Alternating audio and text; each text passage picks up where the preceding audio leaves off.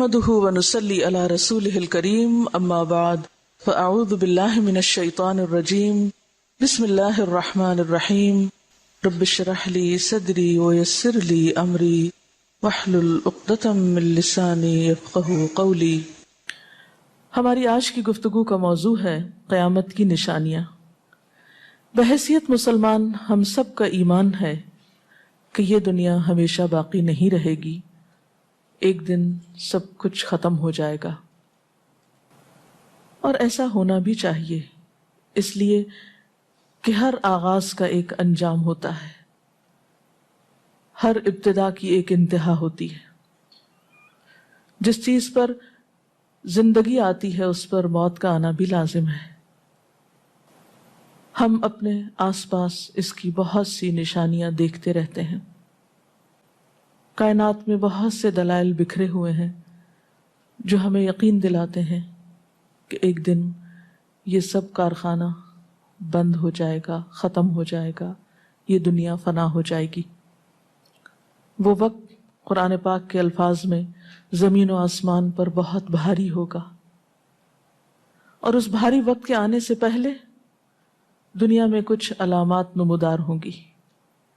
تو آج چند ایک احادیث آپ کی خدمت میں پیش کروں گی جو قیامت کی نشانیوں کے بارے میں ہیں۔ اس سے ایک تو ہمیں اپنے عمل کا جائزہ لینے کا موقع ملے گا، دوسرے ان سے یہ بات سامنے آتی ہے کہ نبی صلی اللہ علیہ وسلم کی باتیں کتنی سچی باتیں تھیں۔ وہ لوگ جو حدیث کا انکار کرتے ہیں یا احادیث کا مذاق اڑاتے ہیں، وہ ان احادیث کی روشنی میں آج کے حالات کو دیکھ سکتے ہیں کہ آپ صلی اللہ علیہ وسلم نے اللہ تعالیٰ کی بھیجی ہوئی وحی کی روشنی میں جو باتیں فرمائیں آج وہ ہم اپنی آنکھوں سے دیکھ رہے ہیں۔ بہرحال اس وقت میرے سامنے حضرت ابو ہریرہ رضی اللہ تعالیٰ عنہ کی حدیث ہے جسے ابن خزیمہ نے روایت کیا ہے۔ رسول اللہ صلی اللہ علیہ وسلم نے فرمایا، قیامت کی نشانیوں میں سے ہے کہ آدمی مسجد کے پاس سے گزرے گا مگر اس میں 2 رکعتیں ادا نہیں کرے گا۔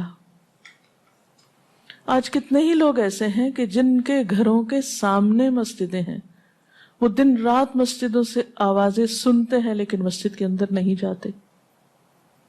نبی صلی اللہ علیہ وسلم کے زمانے میں اس بات کا تصور ہی نہیں تھا کہ کوئی شخص اپنے آپ کو مسلمان کہے اور پھر وہ نماز نہ پڑھے۔ اسی لیے ہم دیکھتے ہیں کہ منافقین ہر حال میں مسجد میں پہنچتے تھے، بلکہ انہوں نے اپنی ایک الگ مسجد بھی بنائی تھی یا مسجد نامی عمارت بنائی تھی۔ لیکن قیامت کے نزدیک مسجدوں کے پاس سے گزرنے والے مسجد نہیں جائیں گے۔ ایک اور حدیث میں آتا ہے، حضرت انس فرماتے ہیں رضی اللہ تعالی عنہ کہ اللہ کے رسول صلی اللہ علیہ وسلم نے فرمایا، لوگوں پر ایک ایسا دور آئے گا کہ ان میں اپنے دین کی حفاظت پہ صبر کرنے والا اس شخص کی مانند ہوگا جو آگ کے انگارے کو اپنی مٹھی میں تھامنے والا ہے۔ یعنی دین پر استقامت اور دین پر عمل اتنا مشکل ہو جائے گا بعض اوقات کہ جیسے ایک انگارہ ہاتھ میں لینا کہ انسان نہ لے سکے اور نہ پھینک سکے۔ ایک اور نشانی جو آپ صلی اللہ علیہ وسلم نے ہمیں بتائی وہ یہ کہ زمانہ قریب آ جائے گا، عمل میں نقص واقع ہوگا اور بخیلی پیدا ہو جائے گی، دل تنگ ہو جائیں گے۔ ایک اور حدیث میں آتا ہے کہ بخیلی کا عام ہونا قیامت کی نشانیوں میں سے ہے۔ آج آپ دیکھیں کہ بسا اوقات انسان کے پاس اللہ کی دی ہوئی بے شمار نعمتیں ہوتی، لیکن انسان ان نعمتوں میں کسی کو شریک نہیں کرتا۔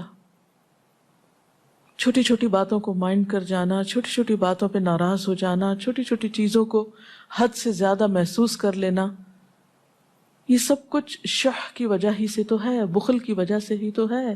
بخل صرف مال میں نہیں ہوتا، بخل تمام نعمتوں میں ہوتا ہے اگر ان میں اللہ کے دوسرے بندوں کو بطور شکر کے شریک نہ کیا جائے۔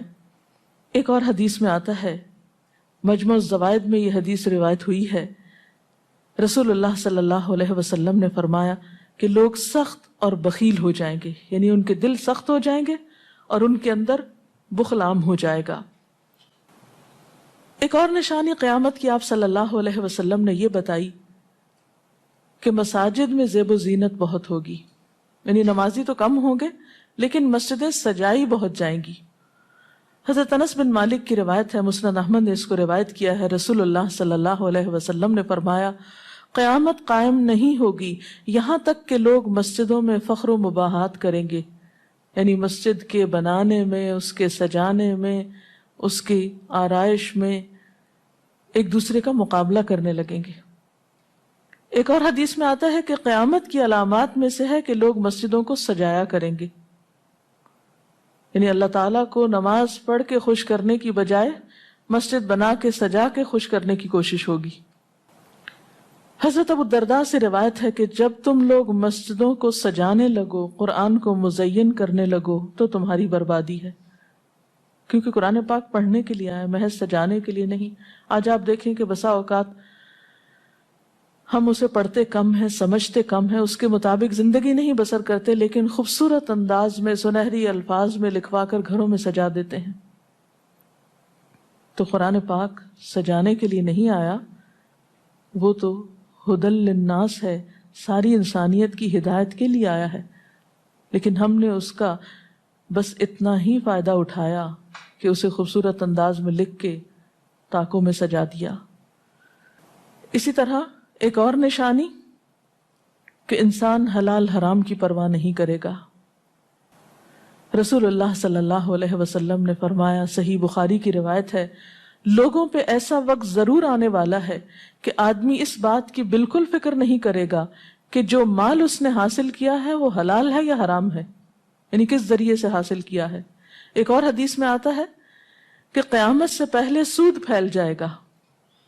ایک اور روایت میں آتا ہے کہ ہر شخص تک اس کا کچھ نہ کچھ غبار پہنچے گا، یعنی کچھ لوگ تو براہ راست اس میں انوالو ہوں گے اور کچھ لوگ انڈائریکٹلی اس سے متاثر ہوں گے۔ اسی طرح قیامت کی نشانیوں میں سے ایک اور نشانی دیگر امتوں کی مشابہت اور تقلید ہوگی۔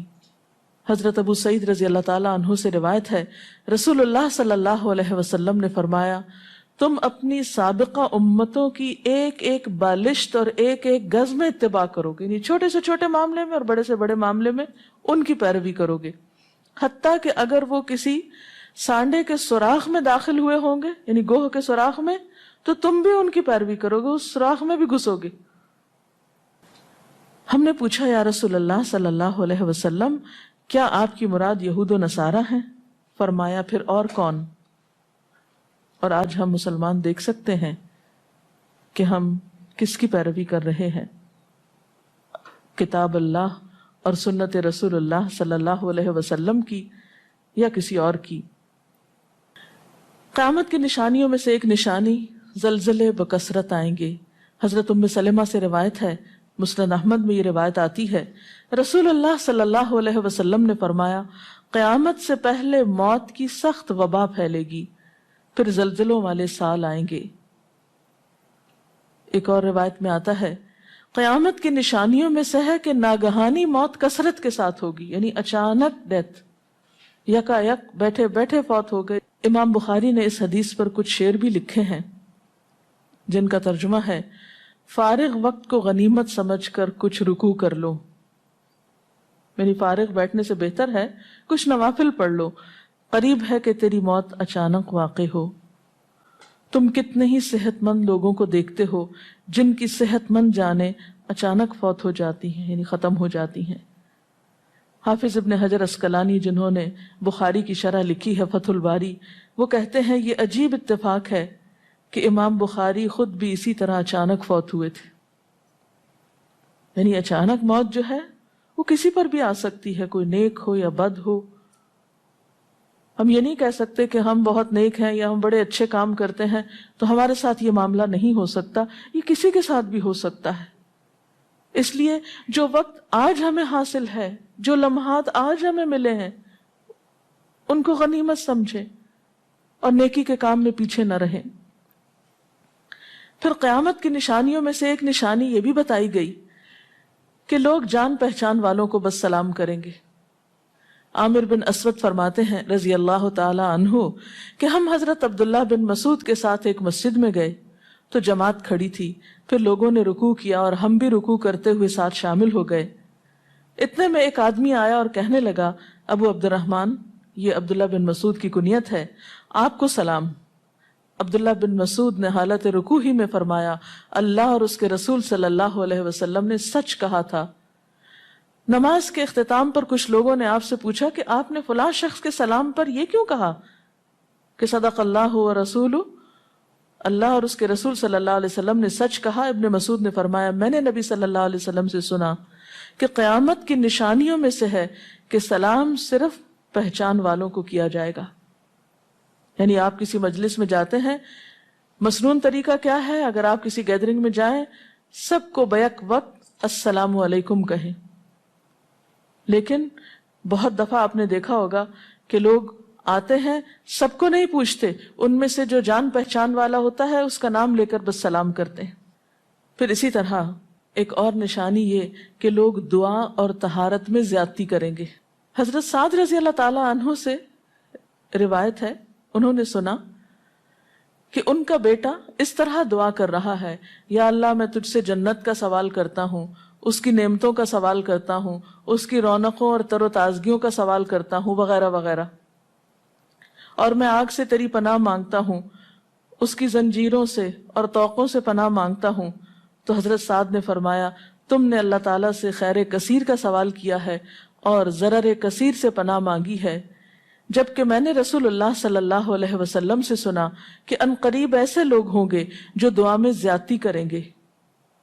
یعنی صرف یہ کہہ دینا کافی ہے کہ یا اللہ تو ہمیں جنت عطا فرما اور دوزخ سے بچا، اس کی بہت تفصیلات میں جانے کی ضرورت نہیں۔ جب جنت میں داخل ہو گئے تو سب کچھ نصیب ہو گیا، اور جب جہنم سے بچ گئے تو سب سے بچت ہو گئی۔ پھر آپ نے یہ آیت پڑھی، اپنے رب سے عاجزی سے دعا مانگو، یقیناً وہ زیادتی کرنے والوں کو پسند نہیں کرتا۔ یعنی دعاؤں میں زیادتی اور اس قسم کی تفصیلات یہ پسندیدہ نہیں ہے۔ تمہیں یہی کافی تھا کہ تم یوں کہتے، یا اللہ میں تجھ سے جنت اور ہر اس قول و عمل کا سوال کرتا ہوں جو جنت کے قریب کر دے، اور میں تیری پناہ چاہتا ہوں جہنم سے اور ہر اس قول و عمل سے جو جہنم کے قریب کرے۔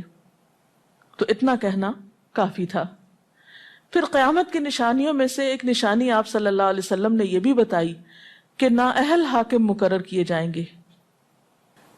حضرت ابو ہریرہ سے روایت ہے کہ قیامت کی نشانیوں میں سے ہے کہ ذلیل اور کمینے لوگ نیک شریف لوگوں پر غالب ہو جائیں گے۔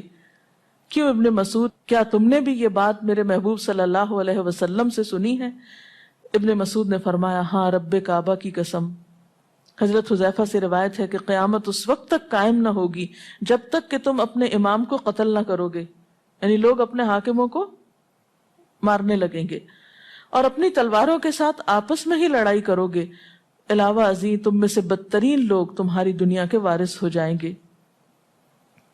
اسی طرح قیامت کی نشانیوں میں سے ایک نشانی یہ بھی ہے، حضرت عبداللہ بن مسعود سے مروی ہے کہ رسول اللہ صلی اللہ علیہ وسلم نے فرمایا، قیامت کے قریب صرف مخصوص لوگوں کو سلام کیا جائے گا، تجارت اس قدر پھیل جائے گی کہ عورت تجارت میں اپنے خاوند کا ہاتھ بٹائے گی، یعنی اتنا بزنس ہوگا کہ مرد سے اکیلے نہیں سنبھالا جائے گا، عورتیں اس میں شریک ہوں گی، رشتہ داری توڑی جائے گی، یعنی مال کثرت سے ہونے کے باوجود رشتہ داروں کا خیال نہیں رکھا جائے گا، جھوٹی گواہی دی